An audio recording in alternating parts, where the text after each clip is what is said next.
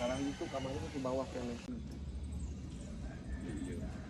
Kamarnya mah di paling dulu terus ada yang terus gitu. Banyak.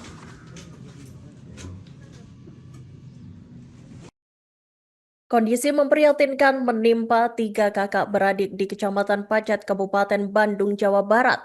Rumah yang biasanya menjadi tempat berlindung tidak layak dihuni. Bahkan sebagian bangunan rumah sudah roboh dan menyisakan lubang besar. Kakak tertua yakni Zahra menjelaskan bahwa rumah yang ditinggali bersama 2 adiknya nyaris roboh akibat diterjang angin puting beliung ditambah gempa bumi. Dan untuk informasi selengkapnya, Tribuners, kami telah terhubung dengan jurnalis dari Tribun Jabar, Adi Ramadan. Silakan rekan Adi dengan laporan selengkapnya. Ya, baik. Terima kasih. Jadi di Kecamatan Pacet, Kabupaten Bandung, terdapat 3 kakak beradik yang mengalami nasib naas, di mana kondisi rumahnya tersebut ini saat ini mengalami roboh dan tidak bisa dikatakan untuk layak huni ya.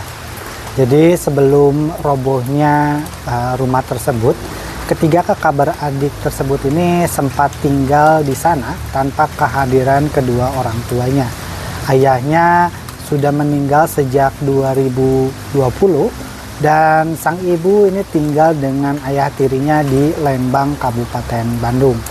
Jadi berdasarkan keterangan Fatimah Azahra yang merupakan anak tertua di keluarga tersebut, ini mengatakan bahwa rumah yang berada di Kampung Jalan Cagak, Desa Maruyung, Kecamatan Pacet, Kabupaten Bandung ini robohnya itu pada bulan atau pada akhir bulan Oktober 2025, di mana kala itu Fatimah bersama kedua adiknya itu sedang tertidur pulas di dalam rumah. Namun pada pukul 10 malam tiba-tiba rumahnya tersebut ini roboh ya. Jadi berdasarkan keterangannya, rumah roboh itu disebabkan karena angin puting beliung atau angin yang kencang pada saat itu dan ditambah dengan adanya gempa yang datang secara bersamaan. Beruntungnya pada kejadian itu Fatimah dan adiknya ini tidak mengalami luka parah ya, hanya ada beberapa luka ringan. Dan pasca robohnya rumah mereka, Fatimah dan adiknya ini sempat tinggal beberapa saat di rumah roboh tersebut, meskipun pada saat itu bangunannya ini sudah tidak dikatakan layak huni ya. Namun setelah beberapa saat kemudian atau beberapa hari kemudian, ini sang paman ini kemudian membawa mereka dan meminta mereka untuk tinggal bersama. Dan mengenai biaya hidup sehari-harinya, ini Fatimah menuturkan bahwa sebenarnya sang ibu yang berada di Lembang, Kabupaten Bandung Barat, ini sebenarnya selalu memberikan bantuan kepada mereka. Namun lantaran ekonomi keluarganya sama seperti Fatimah yang serba kekurangan, ini jadi membantunya itu ala kadarnya ya. Dan sejauh ini Fatimah hanya mengandalkan bantuan dari saudara-saudaranya dan tetangga yang ada di sekitar untuk bertahan hidup sehari-hari. Dan di sisi lain, Kades Maruyung Apen Supendi Naufal ini mengatakan pihaknya sebenarnya sudah mendatangi lokasi dan memberikan bantuan kepada Fatimah dan kedua adiknya tersebut.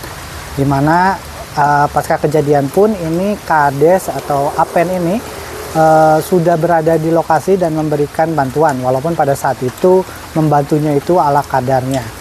Dan namun untuk saat ini diri Apen mengaku bahwa pihak desa untuk saat ini sudah memberikan bantuan atau sudah mengajukan proses pengajuan untuk perbaikan rumah Fatimah melalui Detail Engineer Design atau DED mitigasi bencana.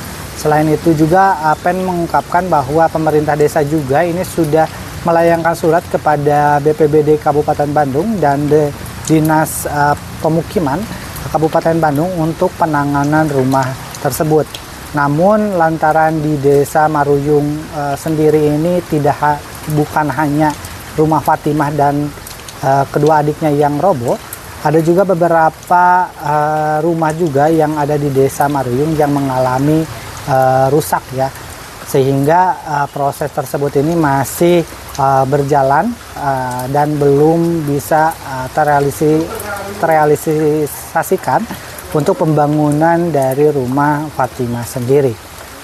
Mungkin informasi yang dapat saya sampaikan, kembali ke studio.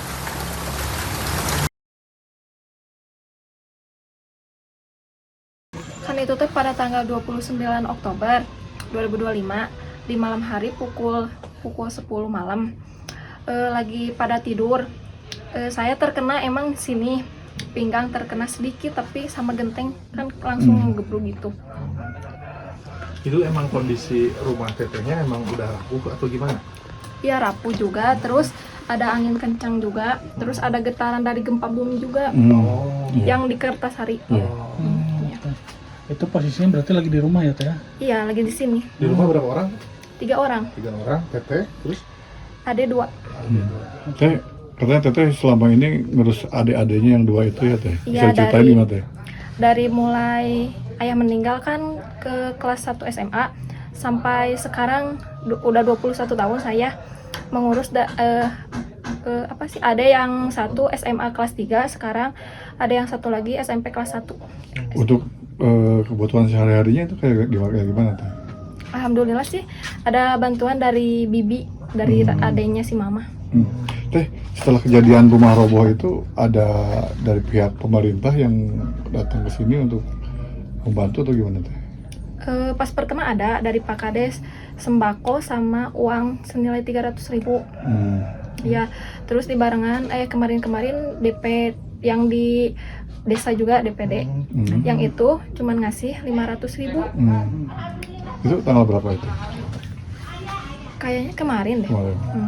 Terus PMI juga ada, dari Basnas juga ada, cuman berupa uang tunai 2 juta. Iya. Jadi teteh tuh ngerawat adik-adiknya waktu teteh dari mulai usia berapa tetehnya?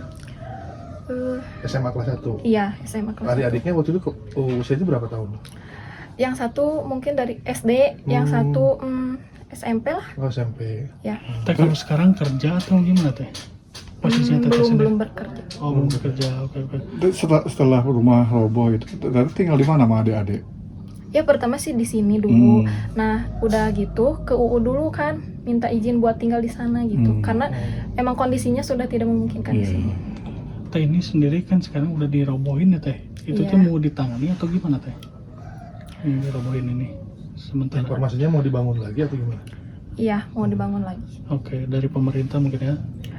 Atau gimana? Atau dari yayasan atau relawan ya? Atau relawan? Relawan, ya. Dari Bukan dari pemerintah ya Teh? Belum mungkin. Oh, oke. Teh apa sih Teh keinginannya Teh supaya bisa diruti lawat atau seperti apa Teh? Ya keinginannya mah cuman pengen membangun rumah aja yang nyaman, aman, sama biar tenang aja gitu sama adik-adiknya gitu. Iya. Oh, berarti adik-adikmu masih sekolah sekarang teh? Masih. Kelas berapa sama kelas berapa? Kelas 3 SMA 1, kelas 1 SMP 1. Hari yang meninggal teh ayahnya. Ayah. Tahun berapa itu meninggal? 2020. Oh, 5 tahun yang 2020. lalu. Kalau mamahnya? Mamanya ada, cuman udah nikah lagi. Oh. Tinggal sama ayah itu Oh, di mana? di Lembang. Kamu di Lembang. Tapi tahu kejadian kemarin roboh? Tahu. Tahu. Oh. Dihubungi langsung. Dihubungi langsung.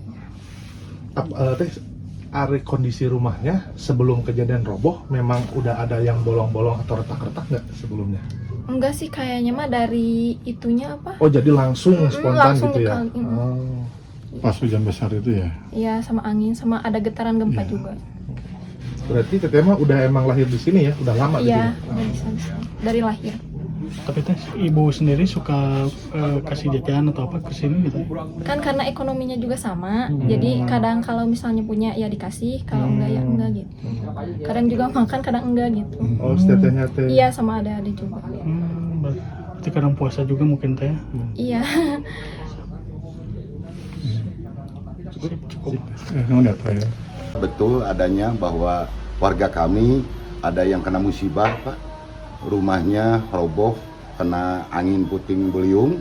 Alhamdulillah begitu kejadian hari H-nya saya langsung datang ke lapangan.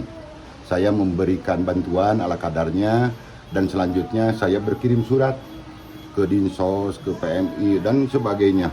Dan sampai sekarang saya pun tidak diam. Saya selalu memperhatikan dan mengajukan untuk anggaran penanganan rumah yang roboh, termasuk mungkin ada anggaran dari DD mitigasi bencana yang tahap 2 sampai sekarang belum cair. Mudah-mudahan sebelum minggu sekarang sudah cair lah, sehingga kami bisa merelasikan membantu rumah yang roboh itu dibangun kembali. Dan saya pun terima kasih kepada rekan-rekan yang lain termasuk relawan yang sudah menyebarkan berita ini sehingga banyak orang yang peka peduli membantu keluarga kami. Saya pun mengucapkan terima kasih atas bantuan dari relawan, dari media yang lainnya untuk membantu warga kami supaya bangunan yang roboh itu bisa dibangun kembali. Intinya mungkin bukan klarifikasi, di desa juga ada langkah, ada kepedulian terhadap warga. Cuma kan yang kena musibah itu bukan satu, kita pun harus memperhatikan yang lainnya juga. Hampir bersamaan 16 rumah lah yang kena angin puting beliung di Desa Maruyung gitulah. Mungkin itu saja Pak yang perlu saya sampaikan.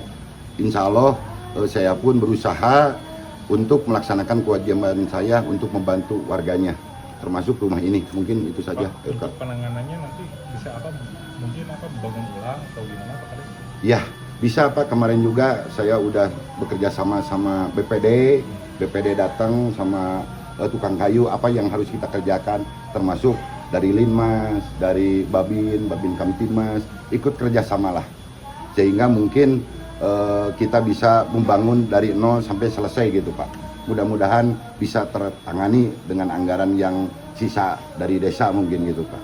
Tadi juga sudah bersurat ke BPBD dan Perkintan juga. Ada. Bahkan dari Perkintan juga sudah ada yang mengontrol Pak ke sini gitu. Termasuk aktivis dari Desa Maruyung juga. Jadi begitu ada kejadian, kita bersurat kemana-mana, ada buktinya Pak. Termasuk dokumen-dokumen kita di lapangan juga ada gitu. Artinya Pemkab Bandung juga terus memantau dan Ya, betul. Dari kecamatan, dari Pemprov juga, dari Dinsos juga udah masuk Pak. Bantuan bukan ke sini aja. Ke wilayah Desa Maruyung yang lain ada itu data-datanya semua Pak di desa. Ada dokumennya juga gitu. Jadi bukan warga ini saja yang kena bencana, tapi di warga kami yang di RW 10, RW 8, RW 11 yang rumahnya tertimpa pohon tumbang Pak, di RW 4, di RW 7 sama angin banyak Pak di Desa Maruyung gitu. Alhamdulillah cuma ini aja mungkin hikmah dari kejadian musibah ini. Mudah-mudahan kita lebih peka terhadap masyarakat, saling membantu gitulah. Oke. Download Tribun X sekarang, menghadirkan lokal menjadi Indonesia.